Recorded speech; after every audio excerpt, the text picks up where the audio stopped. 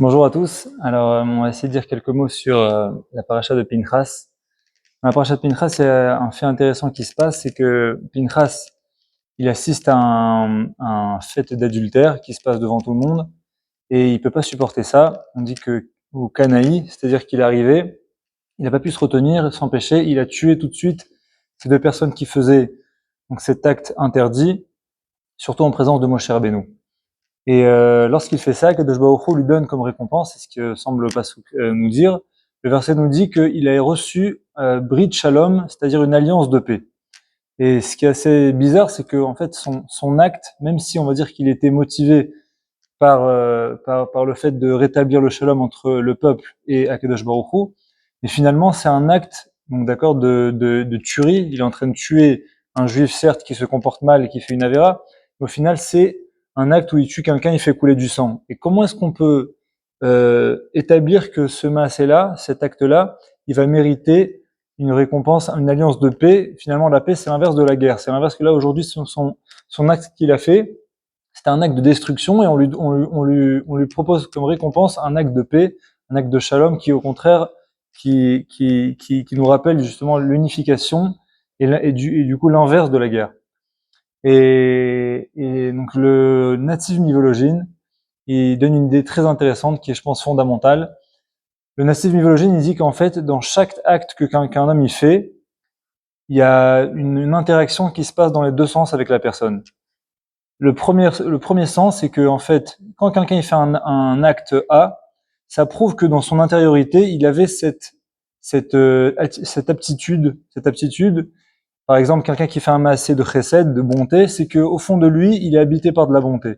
Et du coup, cette bonté-là, elle est ressortie dans son acte de bonté. Donc, c'est le premier sens, c'est de l'intérieur de l'homme vers ses actions. Lorsque quelqu'un il est habité d'une chose, alors ça va être reflété dans ses actions.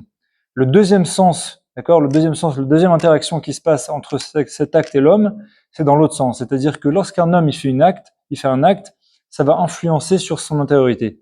Comme le dit le Chovat Alevavot, après les actes d'une personne, alors le cœur, il va être influencé. Ça veut dire que des fois, même quand on fait un acte qui n'est pas motivé par, on n'a pas complètement la bonne intention, la véritable intention que nécessiterait un tel acte, comme on fait cet acte-là, et qu'on espère arriver à une bonne kavana, une bonne intention, et ben cet acte-là, il va pouvoir influencer notre cœur pour qu'un jour on arrive à faire la symbiose entre l'acte et l'intention. Et donc la deuxième interaction donc que nous dit le natif Mivologine, c'est que lorsque je vais faire un acte de chesed, de bonté, ben même si au fond de moi j'ai peut-être pas cette bonté, mais chaque fois que je vais faire un acte de chesed, ben ça va créer en moi, ça va développer en moi cette capacité de faire d'être généreux. Le Rambam aussi il dit que si quelqu'un par exemple il a 100 euros, c'est mieux qu'il donne 10 fois 10 euros qu'il donne en une fois 100 euros. Pourquoi? Parce qu'à chaque acte qu'il va faire, ça va être au final il aura donné 100 euros, ce sera la même chose, il aura fait la même zdaka. Comme il s'est habitué à répéter son acte, et ben après les actes, ben viennent les cœurs et finalement il va pouvoir ancrer encore plus cette mida qui est en lui. Pourquoi nous dit ça le Rav Mivologine?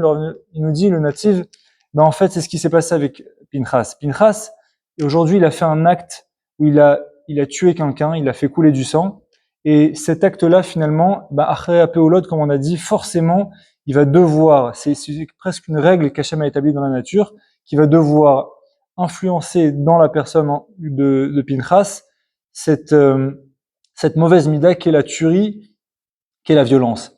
Et Hachem, il lui promet, tu sais, parce que tu as eu une bonne intention, parce qu'au fond tu as fait ça, parce que tu supportais pas l'injustice et la avéra qui a été faite aujourd'hui devant tout le monde, alors je te promets un brit shalom. Ça veut dire que malgré que ton acte il est censé influencer sur toi et d'investir en toi cette mida de violence et de tuerie, malgré tout je te promets un brit shalom. Je te promets que ça ne touchera pas ton aptitude du shalom et de la paix, ça va pas venir abîmer cette capacité que tu as à faire le shalom, et ça va au contraire la préserver, malgré que normalement d'après, donc on a dit cette règle de Achrei Apeolot, ben ça aurait dû l'abîmer.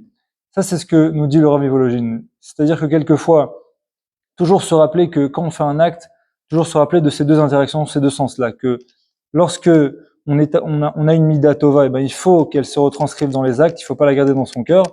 Mais à nouveau aussi, il faut se dire que lorsque à chaque fois qu'on va faire un acte, même si des fois il n'est pas forcément influencé d'une bonne kavana, mais se dire que plus on va répéter des actes, peut-être même on va dire vides de sens, vides, ils n'ont pas la meilleure intention qui soit. À chaque fois qu'on va répéter cet acte dans l'optique d'arriver à une bonne kavana, avec le temps, ça va finir par se faire. Et plus que ça, même dans les mauvais maasim, c'est ce que nous dit la paracha de Pinchas, c'est que même dans les mauvais maasim, quelquefois, ça va nous abîmer.